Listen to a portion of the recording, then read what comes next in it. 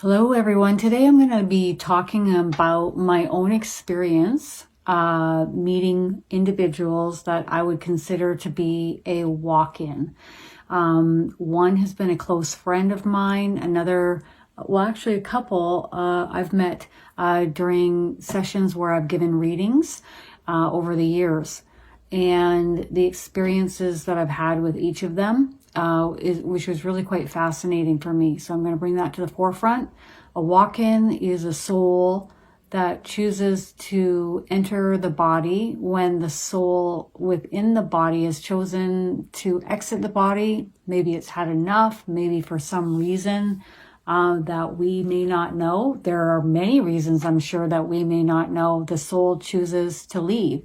And so another soul will come and occupy that vessel and live in that body moving forward on earth.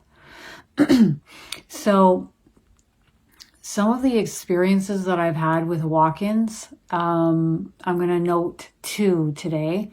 One was with a very close friend of mine. And I noticed right out the gate that she wasn't overly comfortable with certain things. Intimacy, touch, relations, and also kind of not present in her body as much is what I noticed. And at times memory wasn't always the best, which I thought was kind of interesting.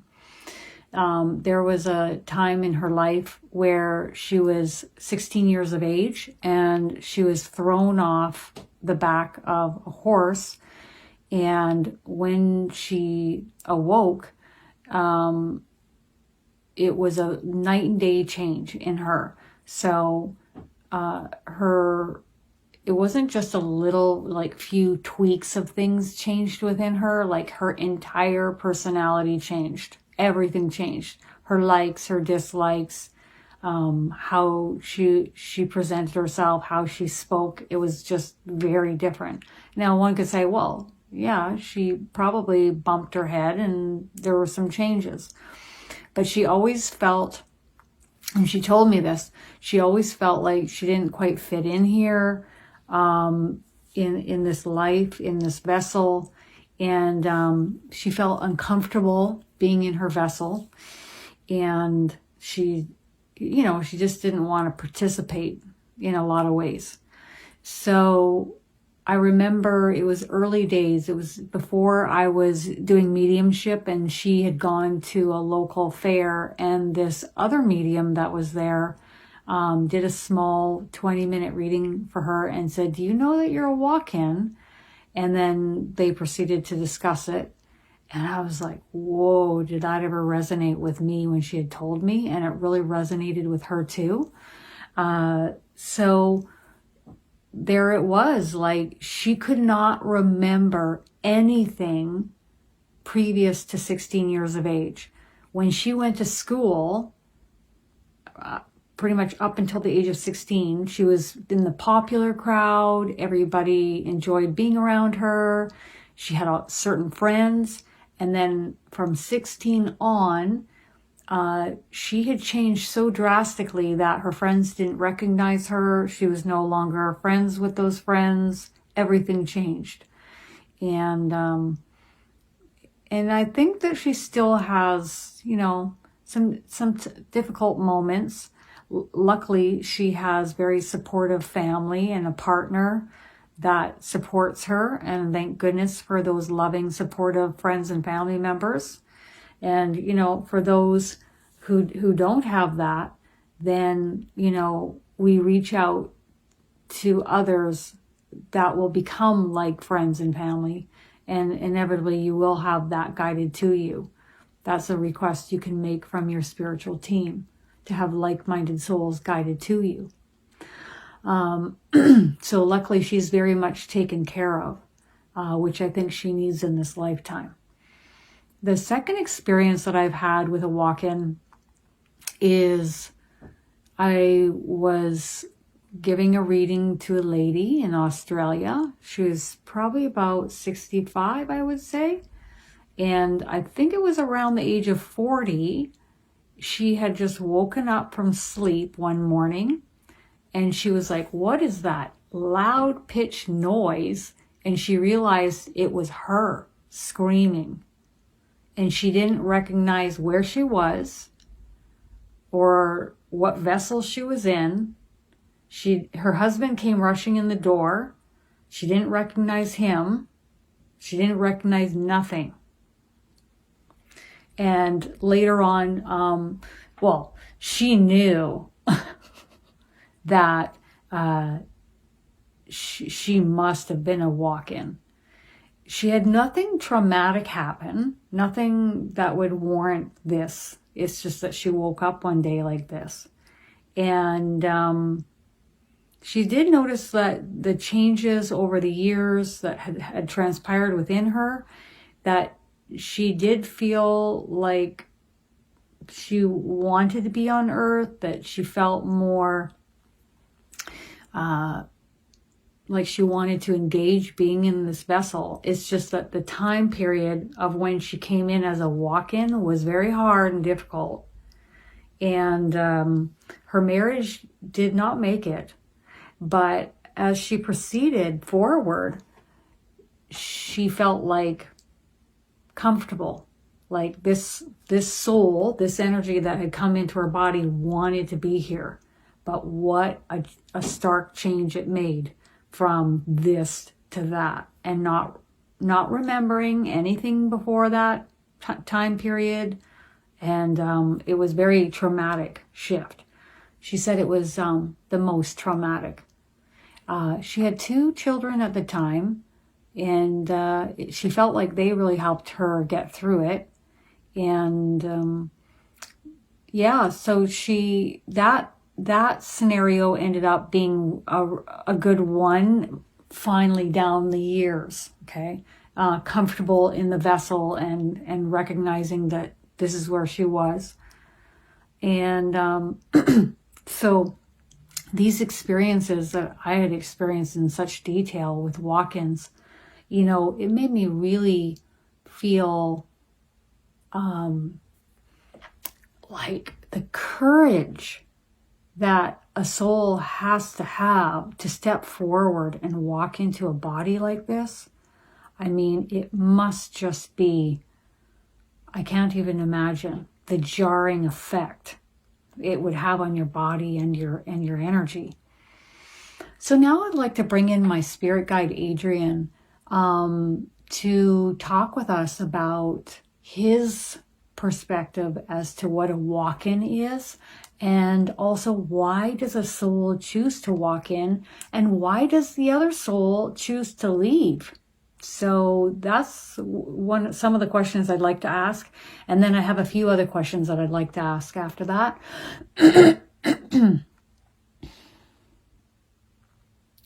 He says, well, it's for many reasons. A soul chooses to exit a vessel. It's too much for them here.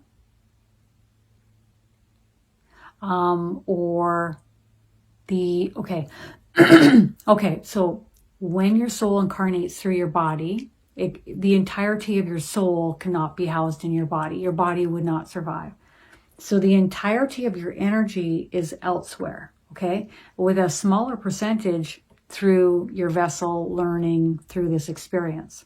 And your soul is in many different other vessels doing this all at the same time. You can imagine how expansive your higher self is. Your super conscious state of mind, if you want to call it that, or your consciousness. So what he's saying is that the larger part of yourself, that if you want to call your higher self, is calling your energy back to it for a reason, a purpose. It's not something that would be done lightly. It's something that would be deemed under the wording of like an emergency or greatly needed, okay? So your soul wouldn't choose to come into a vessel and live all these years and then exit without a good reason or a good cause, a good justification, okay?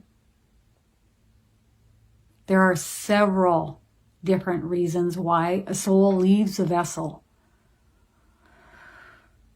He's going to name just a few reasons, but there are more than this, okay? One is that it isn't adjusting into this reality, this frequency very well. It's not able to shift out of maybe there's a depression or not wanting to be here, or there are many reasons why a soul is just not settled into it. It's also not settling into the body maybe as well as it would like to. Okay, so that's the second reason. It's not settling into the body. Okay, so it's not settling into the body. The vessel and the soul, the energy is not a good fit, or not settling in as well as it needs to. A soul will choose to come forth into a body to experience this experience in order to learn and grow and expand and explore. It also has certain things that it wishes to accomplish while it's here. But if it can't settle into the body or adjust being here in this frequency, this three-dimensional reality, right? The frequency is maybe heavier than what the soul is used to. Is that what you're saying? Different than what it's used to? Lower, yeah, okay. And if we can get ourselves up and out of the trenches, then yeah, it's going to be much easier to accomplish the things that the soul set forth. But we can't get out of the trenches, right? Okay. So then it may choose this option of exiting, knowing that another energy will take its place. And both energies do not take this lightly. The one leaving and the one entering.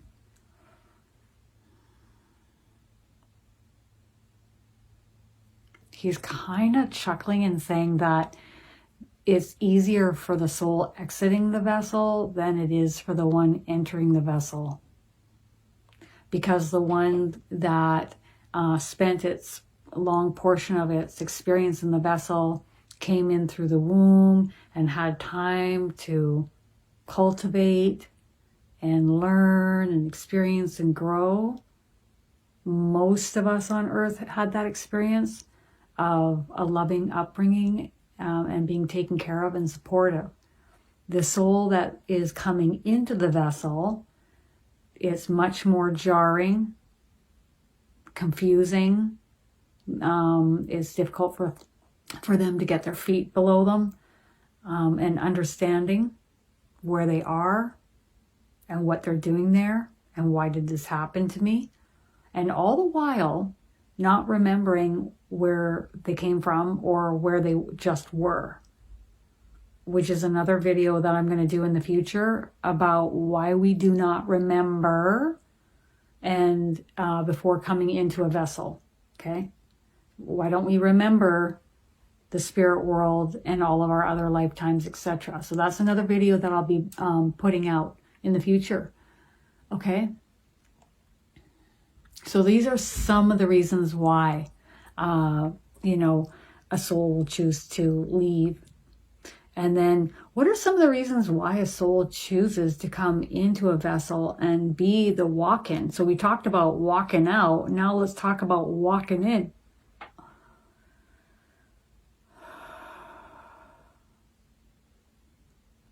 It sees it as an opportunity to learn and grow, explore and expand. Although not an optimal experience, right? It's not optimal. It chooses it because they don't want the body and the experience to go to waste, and they see it as an opportunity. And he's saying that we have to understand that a soul is at a very high vibrational frequency, more than what we can comprehend with our minds. And that when it chooses to come forth and make this decision to enter the body, he's smiling when he says this, it doesn't understand or realize just how jarring it's going to be. It would be the equivalent of dropping from way up in the sky, way up in the stars, he says, and dropping straight down and smacking into pavement. He's showing like cement. He doesn't understand how it's going to be. However, it brings in more light, more of itself, more of its consciousness. So the higher self of this energy chooses to bring more of its energy into this vessel in order to help it keep afloat in this frequency here on Earth. So if you bring in more of your higher self, you bring in more of your consciousness through your vessel, and you top it up to probably as high as you can go, then it will help you get your legs beneath you and rise up above the situation and help you keep afloat and keep your chin above the water and then be able to move forward in life in this new vessel on this new planet without the memory of where you were, right? Wow, that's unbelievable, isn't it? Okay, so that's pretty wild. So is there like an age, or is it any age that a soul chooses to exit and another soul chooses to walk in? He says anytime, any age. He said he's saying even in later stages of life, although not as common, usually it's before the age of 50. So most of the timelines of walk-in, coming in, and then that soul leaving would happen under the age of 50. But some still happen in the latter stages of life. Okay. He says, what is most important for us to understand about this process is that it is happening. It happens more than we realize that it's happening, and that it is necessary not only for the soul that is exiting or walking out, but it is equally as necessary for the soul that is walking in or entering the vessel. Okay. Woo, that's pretty rad. Now, Adrian, do you see more walk-ins coming in the future than what has already been, or will it be about the same? More in the future. So there's going to be more walk-ins coming, more souls that are willing to step forward into vessels when souls here are like, I'm going to tap out.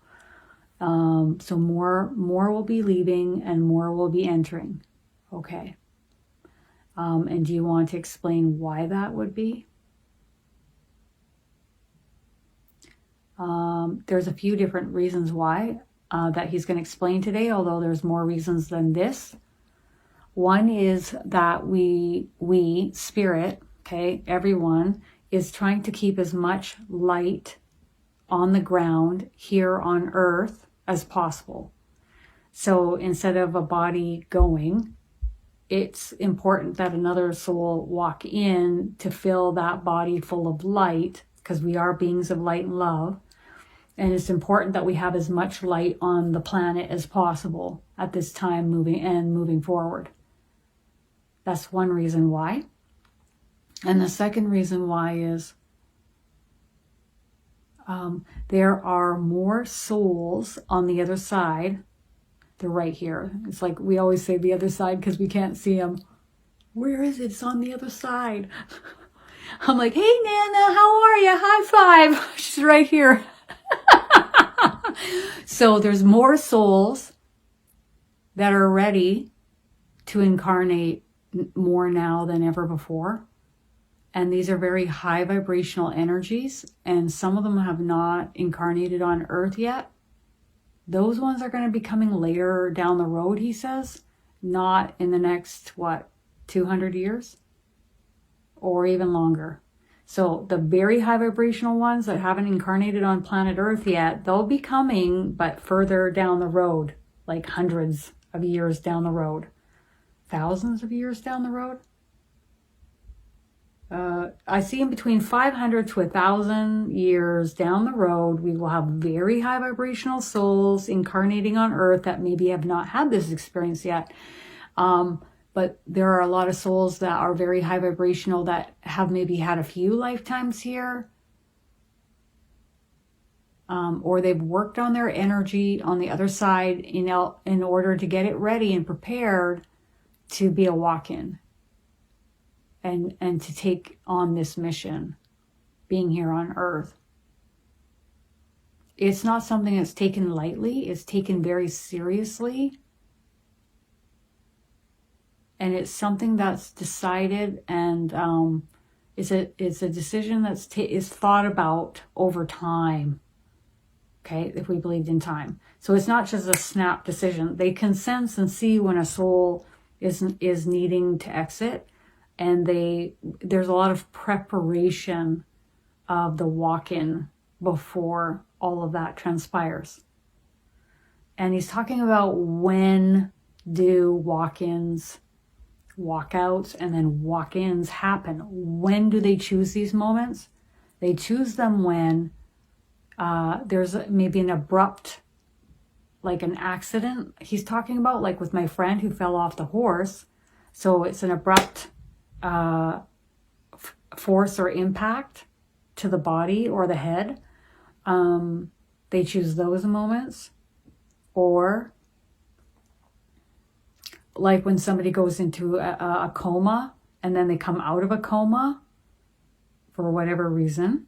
And also, then also another way is like when one goes to sleep at night and then they wake up, like the experience that I experienced with the lady in Australia. Is there any other moments when this happens? No, those are the main 3 times that it happens. Okay. He's talking about if somebody has like a high fever and they are delirious and they kind of pass out, then that would be deemed as another time that would be optimal. Okay. Just a time where, you're in and out of consciousness and you're out and in comes the next soul. Okay. Wild. So have you ever been a walk-in, Adrian? He says no. No. He says it's not for the faint of heart. And the souls that choose this path are courageous, and we greatly admire them. He's kind of smiling a little bit and saying that we also find them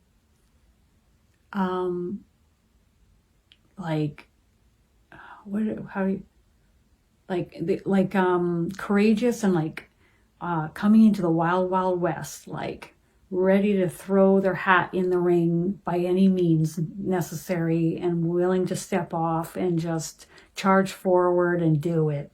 We almost, they consider them just like wild, they admire them and they find them courageous, but look at him go. There he goes. Is that what you're saying? Okay. He's giving me 3 thumbs up. Okay. Isn't that wild? Have I ever been a walk-in? No. He's saying no. He says that I've had many incarnations. I've enjoyed my incarnations. There's some incarnations that I've had that have been very difficult for me.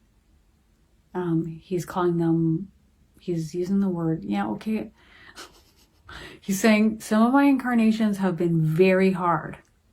He's using the word torturous. Mm-hmm. But I learned from those. I learned from those by stamina, not putting up with shit, being courageous and strong. It's built a lot of strength in me, and not putting up with guff. I think that pretty much sums me up. I love it. So that's pretty fascinating. A soul knows when it's going to come into a lifetime and have a difficult time of it. And it's there to learn and grow in all ways from those lifetimes. It's there to learn from the experience. And then when it's had enough, it makes different choices and decisions for the future lifetimes. But sometimes people, he's talking about that sometimes souls get into these lifetimes and they kind of ride the victim roller coaster or the victim mentality ride. And then they just kind of rotate back into another lifetime and continue that ride. Yeah. Yeah. And you know what's interesting with what he's telling me is a long time ago, I remember having a short reading from my boyfriend's stepmom, and she had told me after having this one lifetime in, I think it was like Saudi Arabia, and now what was it named, like hundreds if not thousands of years ago, who knows. But I was treated so poorly, and I think I was in one of the higher echelons, but I was treated so poorly I almost wished I was a slave or a cleaning person or something. I wish I had their life. And then when I left that body, she said that my soul was like, I'm never doing that again. I will never be treated like that again. And that makes sense with what he's saying, because that's what I've heard back 25 years ago. And if you think about it, like that's literally what I lived out in this lifetime. I lived out a life of, being self-employed, earning a great living, having my own cleaning company. But then I was like, okay, well, that's enough. I guess I lived out that. Did I manifest that into this lifetime being a cleaner? He says you could see it that way. But it was also a chance for you to work on your own, connect with animals, time freedom, financial freedom. For a time, it was beneficial until my body couldn't handle it anymore. And that's the truth of it. Yep. He says a lot of us get stuck in ruts, but we don't realize that we can get ourselves out of those ruts. And also that those moments, those experiences are but temporary. They're not going to last forever. Okay, thank you, Adrian. Thank you. All right, everyone. I hope this kind of gave you a different way of seeing walk-ins and walk-outs. It sure has helped me see it in a different way. Bye.